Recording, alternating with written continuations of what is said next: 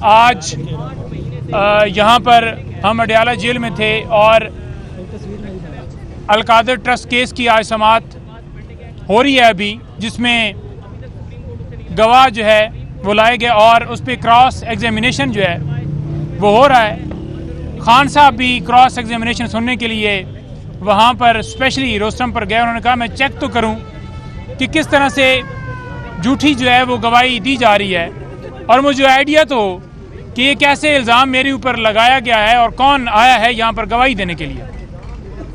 तो खान साहब ने बड़ा वाज़िया कहा कि देखें, अलकादर ट्रस्ट जो है ये बनाया गया जिसमें मैं ट्रस्टी था।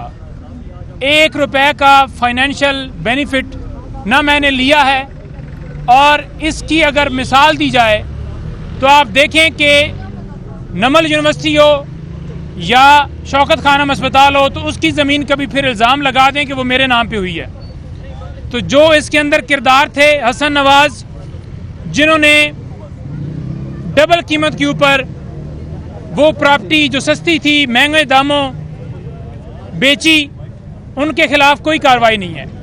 और उन्होंने आज मीडिया से बात करते हुए ये बातें बड़ी वाज़ेह तौर पर की कि लंदन एग्रीमेंट के तहत जिस तरह से हमारी पार्टी के ऊपर क्रैकडाउन किया गया, केसेस बनाए गए, जेल में डाला गया, डिस्क्वालीफाई किया गया, और दूसरी तरफ देखें कि नवाज शरीफ को किस तरह से 6 से 7 दिनों में क्लीन चिट दे दी गई और सुप्रीम कोर्ट ने उनकी डिस्क्वालिफिकेशन भी ख़त्म कर दी।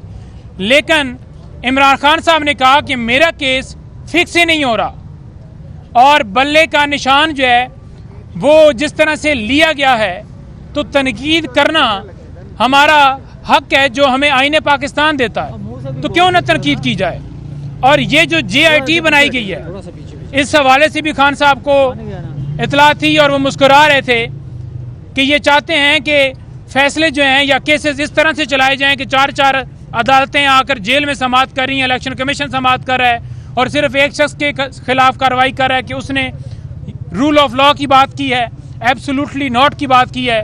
उस वजह उन्होंने कहा कि मेरा कोई कसूर नहीं है, मैंने कोई करप्शन नहीं की, मैंने कोई अपार्टमेंट्स नहीं बनाए, मैंने कोई मिलें नहीं बनाई, कसूर सिर्फ ये है कि मैं उस माफिया के खिलाफ खड़ा हो गया। इस वजह से मेरे ऊपर केसेस बनाकर और इस तरह से चलाए जा रहे हैं। क्या हमारा हक नहीं है कि हम तनकीद भी कर सकें? हम तनकीद करेंगे। और दूसरे नंबर पर उन्होंने कौम के लिए स्पेशल जो पैगाम दिया है, साफ़ी हज़रात ने पूछा कि आप कौम के लिए क्या पैगाम देना चाहते हैं 8 फरवरी के हवाले से, तो खान साहब ने कहा है कि 8 फरवरी आज़ादी और ग़ुलामी के दरमियान आपने फ़ैसला करना है कि आपने आज़ादी चूज़ करनी है या आपने ग़ुलाम रहना है। हमेशा वही मुल्क जो हैं तरक्की करते हैं, आगे बढ़ते हैं जहाँ पर रूल ऑफ लॉ होता है और जहाँ पर जंगल का कानून हो, जैसे कि हमारे पाकिस्तान में इस वक्त है कि लोगों को उठाया जा रहा है, अगवा किया जाता है, प्रेस कॉन्फ्रेंस करवाई जाती हैं, तजवीज़ कुनंदे तायद कुनंदे उठाए जाते हैं जब लोग नॉमिनेशन पेपर जमा करवाते हैं। तो उन्होंने कहा कि अगर एक चोर जो है सबसे बड़ा चोर, उसको आप छोड़ देंगे बगैर किसी जवाज़ के और एक मोटरसाइकिल चोर या छोटी सी चोरी 1000-2000 की करने वाला है तो उसकी ज़मानत ही नहीं होगी जब तक मुल्क के अंदर 2 कानून होंगे। अमीर के लिए जो कानून है वो कानून से ऊपर ना हो और गरीब को इंसाफ दिया जाए। ये है रूल ऑफ लॉ, और रूल ऑफ लॉ जब तक नहीं होगा मुल्क नहीं तरक्की कर सकता। तो 8 फरवरी आपने फैसला करना है कि अपने मुल्क को आज़ाद करवाना है, अपने मुल्क को इस ग़ुलामी से निजात दिलवानी है या कि हमने बैसियत ग़ुलाम कौम ही रहना है।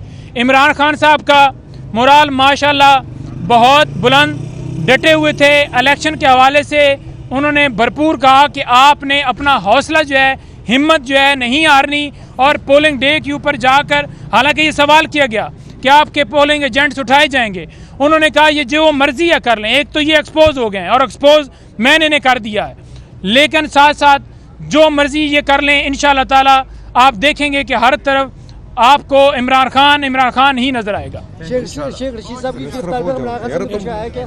शेख रशीद साहब की गिरफ्तारी के ऊपर सवाल किया है साफ़ी ने और उन्होंने बताया कि इधर ही आ रहे हैं। उन्होंने कहा ठीक है जी, वेलकम।